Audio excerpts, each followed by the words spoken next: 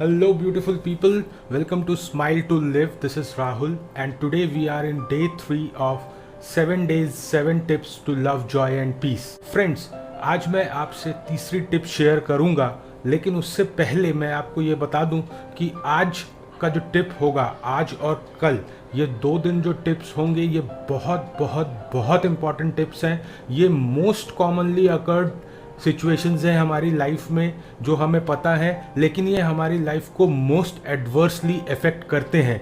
तो I would request कि be patient, watch till the end of the video. Only then you would be able to understand the importance of the situation, the criticality of the situation and the importance of the tip, and then only you would be able to apply it into your lives. So be patient, watch till the end of the video. So friends, here is your day 3 tip 3, closure of grief. अपने शोक का समापन. Friends, we all face losses in our lives in different capacities at different stages. हम सब के जीवन में loss होता है अलग अलग समय पे और अलग अलग लेवल का. तो हम उसको फेस करते हैं और उसी लॉस से जो अराइज होता है उसे कहते हैं ग्रीफ, शोक. हम किसी लॉस के लिए शोक करते हैं. But believe me friends, this grief और ये शोक जो है, this is completely a natural phenomenon, a natural reaction to any kind of loss. It is a physical, emotional, psychological and spiritual reaction to a loss. ये एक natural सा reaction होता है जब भी हम कोई लॉस को फेस करते हैं. तो friends, when we talk about loss, loss can be anything. ये कुछ भी हो सकता है. It can be the loss of our favourite piece of jewellery. हमारी सबसे फेवरेट ज्वेलरी का लॉस हो सकता है. It can be the loss of a most wanted job. जिस जॉब को हम सबसे ज़्यादा पसंद करते हैं या जिसकी हमें सबसे ज़्यादा ज़रूरत होती है, उसका लॉस हो सकता है. It can be the divorce from your spouse. ये आपके पति पत्नी के बीच में डिवोर्स हो सकता है. और my dear friends, it can be the death of a very near and dear one. हमारे जो बहुत क्लोज हैं, हमारे अपने हैं, उनका डेथ हो सकता है. Loss can be anything friends. Now this loss, ये कोई भी लॉस हो, उस लॉस से ग्रीफ पैदा होता है, शोक पैदा होता है. This loss gives rise to grief. We go in a situation of grieving, we go in a situation of bereavement. और वो grieving, वो bereavement कितना सीरियस रहता है, कितना इफेक्ट हमारे ऊपर डालता है, वो डिपेंड करता है कि जिस चीज़ का लॉस हुआ है, how important that thing was in our life or that person was in our life. वो पर्सन हमारी ज़िंदगी में या वो चीज़ हमारी ज़िंदगी में क्या अहमियत रखती थी, उसके ऊपर डिपेंड करता है कि हमारा शोक कितना गहरा होगा, हमारा शोक कितना गहरा होगा और हमारी शारीरिक और मानसिक स्थिति पे कितना गहरा असर डालेगा. बट फ्रेंड्स, यहाँ पे एक चीज़ समझने की बहुत ज़्यादा ज़रूरत है कि दैट ग्रीफ, दैट शोक जो हम जिसकी बात कर रहे हैं, that grief is very very personal to every individual. हर इंडिविजुअल का लॉस अलग होता है, उस लॉस का इम्पॉर्टेंस अलग होता है. इसीलिए हर इंडिविजुअल का ग्रीफ भी अलग होता है. सिमिलर हो सकता है लेकिन सेम कभी नहीं होता है. So friends, when a loved one passes away from our lives, we enter in a state of grief because that is the biggest loss. ये हमारे लिए सबसे बड़ा लॉस होता है. तो हम ग्रीफ की स्टेट में चले जाते हैं. Starting stages of the grief में एक क्वेश्चन जनरली अराइज होता है, वाई. ये जो हुआ वो क्यों हुआ, why did this happen. As grief settles down, as days pass, as months pass, the question changes as to why does it hurt so much. इतना ज़्यादा दर्द क्यों होता है किसी के चले जाने से. और धीरे धीरे वो क्वेश्चन फिलोसॉफिकली टर्न ले लेता है. The question changes philosophically to why do we grieve.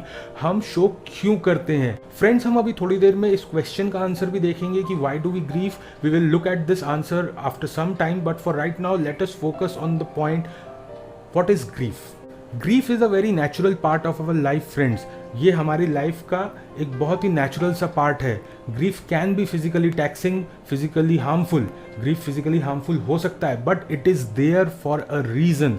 It is there to give us a deeper understanding of the life as a whole. It teaches us the true value and meaning of life. ये हमें ज़िंदगी का सही मायना और सही value सिखाता है.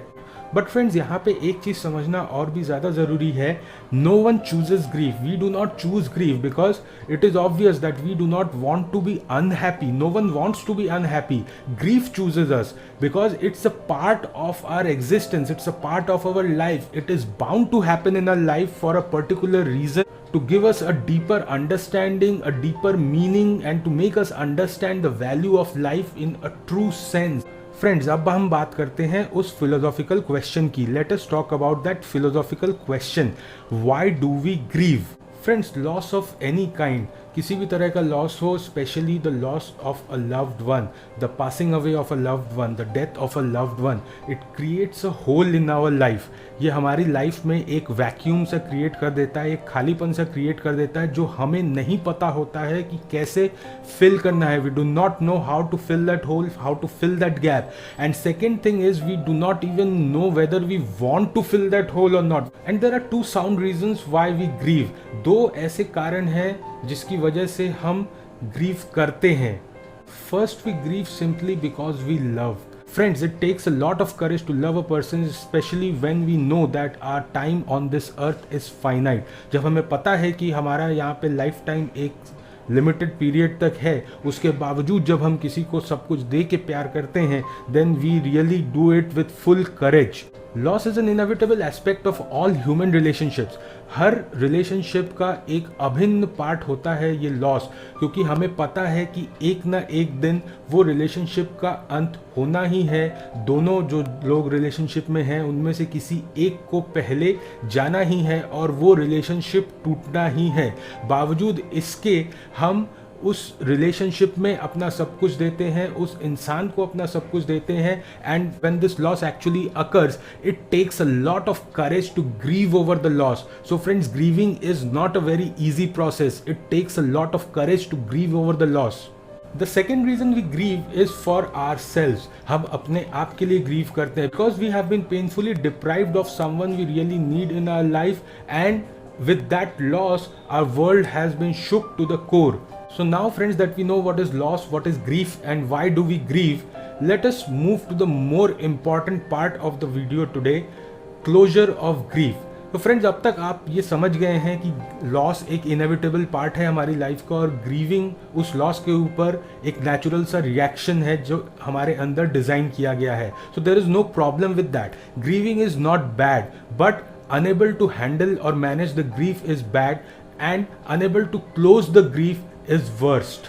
So friends, grieving का अलग अलग प्रोसेस होता है, अलग अलग स्टेजेस होते हैं, and it totally depends upon an individual and the severity of his or her loss, that how long that person would grieve, वो प्रोसेस कितना लंबा चलेगा, and how that person would eventually evolve and come out from that grief. But the most important part here is to remember that there has to be a closure to our grief. शोक का समापन होना ज़रूरी है. See, first of all, जब भी कोई loss होता है, whenever a loss happens, we are in the denial mode. We do not want to accept that there has been a loss. हम ये मानना ही नहीं चाहते हैं कि कोई लॉस हुआ है.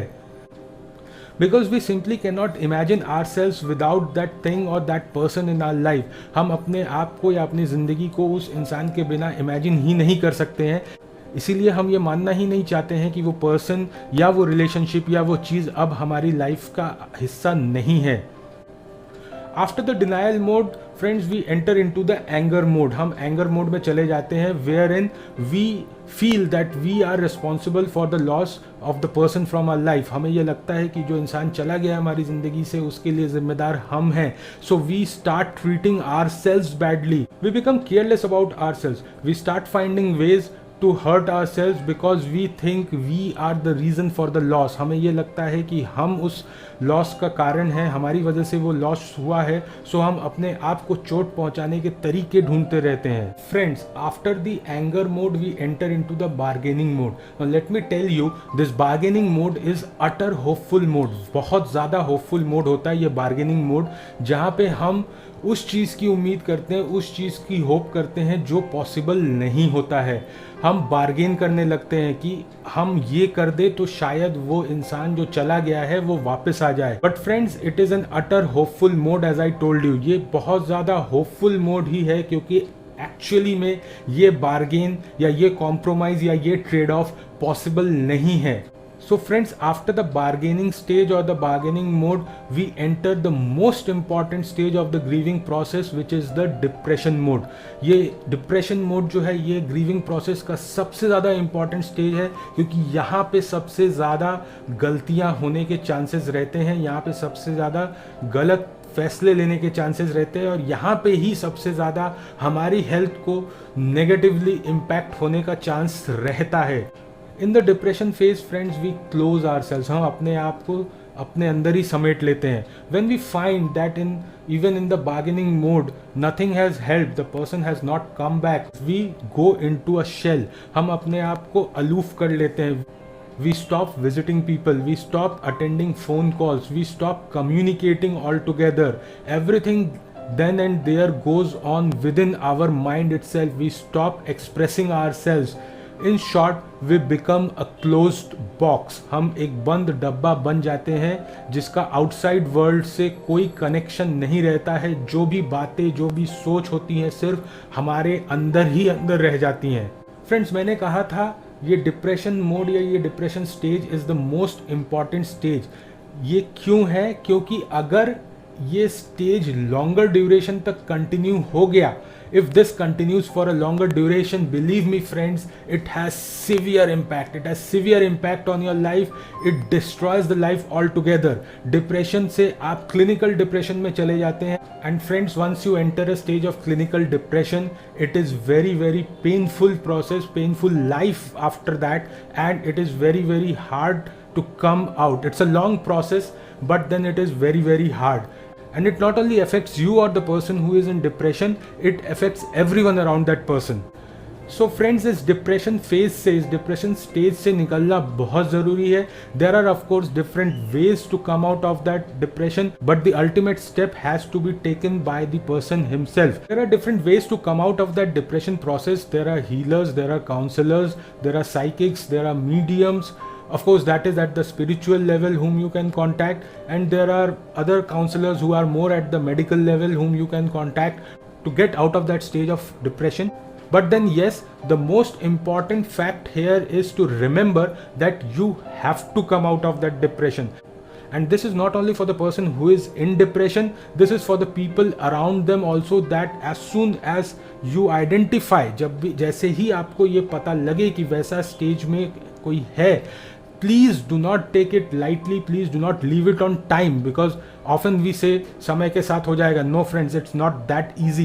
Please do not leave it on time. Please get proper assistance to get a closure to that stage, get out of that stage. And finally friends, the fifth stage which we encounter in the grieving process is acceptance. Finally we accept that, finally we accept the fact that we cannot undo whatever has been done. हम उस चीज़ को वापस नहीं ला सकते हैं, वो घटना को वापस रिवाइंड नहीं कर सकते हैं, बिकॉज ये लाइफ है, this is life, there is no rewind button.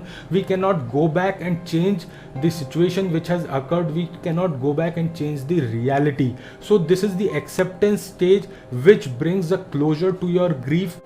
We are now ready to start the new phase of our life, which obviously would be different from the earlier one, but we have mentally prepared ourselves. हमने अपने आप को mentally तैयार कर लिया है उस नए phase के लिए. So this brings the closure of the grief, and this is very important for our lives to continue in a healthy and in a normal way after the loss. Of course, the 5 stages that I told you, it does not come with any time duration or with any time frame. It depends on person to person, individual to individual, and loss to loss, how the grieving process would start and how it would end, when it would start and when it would end. So we should not look at a particular time frame. हम एक particular time frame अपने दिमाग में रख के नहीं चलना चाहिए कि कोई लॉस हुआ है तो इतने टाइम फ्रेम में हमको क्लोजर इसका करना होगा या हो जाएगा. What is more important, जो उससे ज़्यादा ज़रूरी है कि हम इस प्रोसेस को फॉलो करें और फाइनली हम क्लोजर तक पहुंचे, बिकॉज तभी हमारी लाइफ जो है वो आगे के लिए स्मूथ हो सकती है. So friends, this was all about closure of grief. It is the most occurred phenomenon in everyone's life, but It is the most important thing, and if overlooked, it destroys your life left, right and center. And believe me when I say this friends, जब मैं आपसे ये कह रहा हूँ, मैं कोई पढ़ी पढ़ाई या सुनी सुनाई बातें नहीं कह रहा हूँ, मैं पर्सनली इस चीज़ से गो थ्रू किया हूँ, and then I am coming in front of you today and saying this because I know the importance of this and how critical it is for us to have a proper closure of our grief. हमारे शोक का समापन कितना critical है हमारी life में, जिससे कि हम अपनी आगे की लाइफ को हैप्पीली लीड कर सके, या एटलीस्ट एक कोशिश कर सके कि हम दोबारा से रिकंस्ट्रक्ट करें अपने आप को, रिबिल्ड करें अपने आप को नए फेज ऑफ लाइफ के लिए तैयार करें और आगे बढ़ सके. Because life is about moving on, life is not about stopping. Because अगर लाइफ स्टॉप होने के लिए होती तो जिस दिन वो इंसान चला गया था उस दिन आप भी चले जाते. तो life is about moving on. You are here for a purpose. You have stayed on for a purpose. So fulfill that purpose and continue with your life. So friends, with this we come to the end of day 3, tip 3. I'm pretty much sure if you have watched the video fully and attentively, you would have found out some value in this video. Friends, if you have liked this video, please click on the like button, share your comments. If you have any feedbacks, if you have any experiences, share it in the comment section. Share it with your friends and family so that it can add value to their lives as well. And if you have not yet subscribed to my YouTube channel, please subscribe to the YouTube channel so that you do not miss out on any important videos, the upcoming videos that I would be sharing with you all. So friends, see you tomorrow once again with day 4, tip 4. Till then, stay happy, stay safe and smile to live.